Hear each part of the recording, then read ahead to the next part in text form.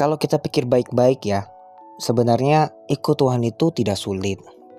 Saya bilang tidak sulit itu bukan tentang jatuh bangun dalam dosanya. Bukan berarti tentang kita itu berarti hidupnya akan suci terus. Bukan begitu maksudnya, tetapi ikut Tuhan Yesus itu tidak sulit sebenarnya. Kenapa? Karena dia tidak menuntut terlalu banyak. Asal kita tahu dulu hatinya dia. Kita tahu dulu kehendaknya dia. Misalnya contoh, kalau mungkin kita ini orangnya itu suka banget marah-marah. Sedangkan Tuhan itu maha pemurah, dia lemah lembut. Kita belajar aja hatinya Tuhan. Dengan kita baca firman, kita lihat bagaimana Tuhan itu sangat sabar dengan kita. Atau mungkin kita bisa memandang cara Tuhan itu berpikir. Kita lihat dari firman Tuhan aja deh. Kalau kita pengen membandingkan sesuatu, kita dengan orang lain, lebih baik kita membandingkan dengan firman Tuhan. Karena kalau kita membandingkan diri dengan orang lain misalnya, sudah pastilah kita pasti akan melihat bahwa kita itu lebih oke. Kita ini lebih keren, kita lebih kuat, dan apapun itu lebih kaya.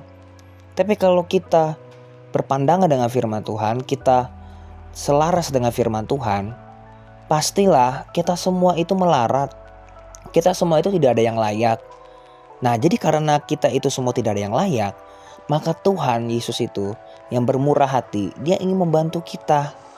Jadi tidak sulit sebenarnya, asal kita tahu hatinya dia, lalu kita jalankan. Dan pada saat kita jalan pun, asal kita memang sungguh-sungguh hatinya, dan ketika kita jatuh, maka dikatakan apa? Di dalam firman Tuhan, 7 kali orang benar jatuh tidak akan sampai tergeletak. Kalau teman-teman memikirkan firman Tuhan ini, sebenarnya logikanya adalah kalau dia memang benar, tidak mungkin dia jatuh, berarti kan dia salah dong. Nah, yang dimasukkan firman Tuhan itu adalah sekalipun orang benar itu jatuh tetapi tidak sampai tergeletak, artinya kalau dia jatuh maka dia cepat bangkit. Kalau misalnya dia berbuat salah, maka dia mau cepat kembali lagi sama Tuhan. Nah, yang saya maksudkan tidak sulit itu seperti itu. Jadi tidak sampai kita itu harus menebus dosa kita lagi. Kita harus mukul-mukul diri dulu bahwa bukti bahwa kita itu menyesal. Kalau kita pengen menyesal di hadapan Tuhan, kita ngomong aja minta maaf, kita minta apa sama dia, lalu jangan lakukan lagi. Udah sesimpel itu sebenarnya. Nah, tapi mungkin di antara kita berpikir, ngomong begitu gampang, ngomong begini doang mah gampang.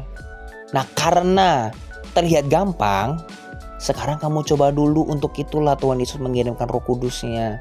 Supaya apa? Supaya terlihat bahwa ini tuh sebenarnya gampang. Ini pun sebenarnya mudah. Jadi bukan berarti tentang kita jadi sucinya, tapi tentang bagaimana kita tahu isi hatinya Tuhan. Lalu dengan cara seperti itulah kita baru mudah melakukan kehendak-Nya.